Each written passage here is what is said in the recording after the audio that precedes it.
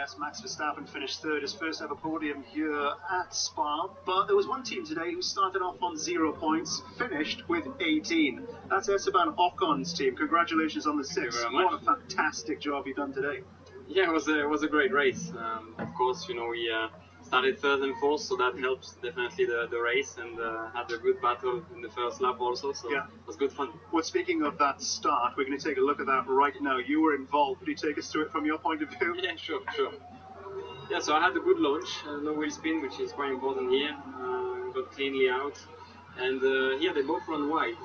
So Lewis and Sebastian run wide. I'm on the inside, so I thought maybe I could get them, and then it was all about the slipstream down there. Here I had to lift off, obviously, because getting close to Rouge is quite hard. And here I had a good gap, so I was happy with it.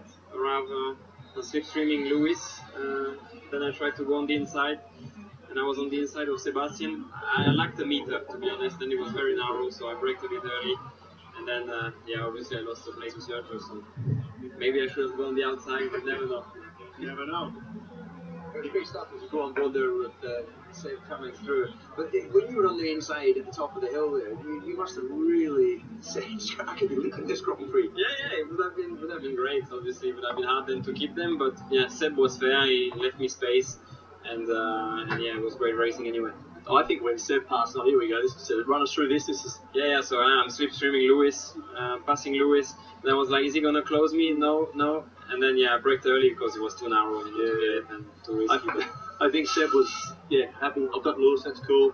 Gets in the middle of the road, next minute it's like, who's just going to the right? So sometimes I get pink. You don't exactly blend into the green, do you, with the colour of the car? No, you need to get a bit more stealth. Yeah. But fantastic judgment, actually. Like I say, you need maybe another half a metre or so, but it was great that you managed to both get through there. And we would not go through. Of course. Like this. And then you got your head down into the race, and exactly. Then I was trying to keep up with everybody. Of course, the top cars they were much quicker, and we just stayed there, and also Max, we had a good fight with Max. He was flying though, so it was good for us to set up 5th and 6th.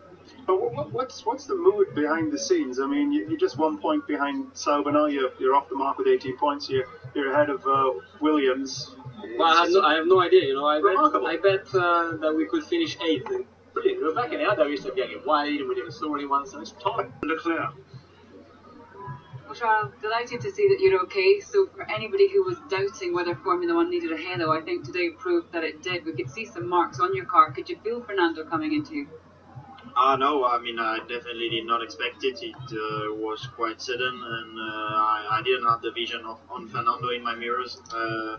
So yeah, I mean, it's a big shame. Obviously, I believe that the halo has been quite useful today. I'm not sure how it will have ended up without it, but obviously, looking at the halo, it's not great. So I think it has proved that it's probably the right place to be. Just finally, for the last couple of races, you've been a victim of other people's mistakes. I'm sure you're looking forward to just getting to Monza and having a decent race.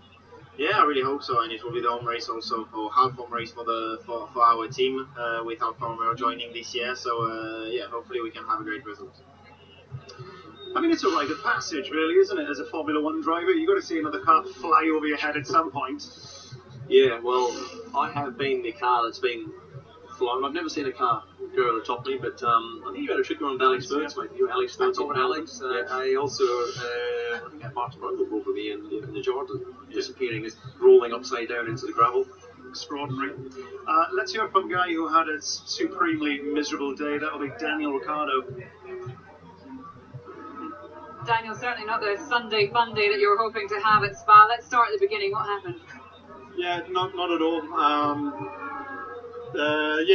I think it was a chain reaction. I felt a hit in the back getting into turn 1, and then I've gone into Kimi on the exit. So I think Alonso hit me, but I believe Hülkenberg hit him. So just I mean, I'll watch a replay and comment after, but I guess everyone or a few people probably a bit excited. So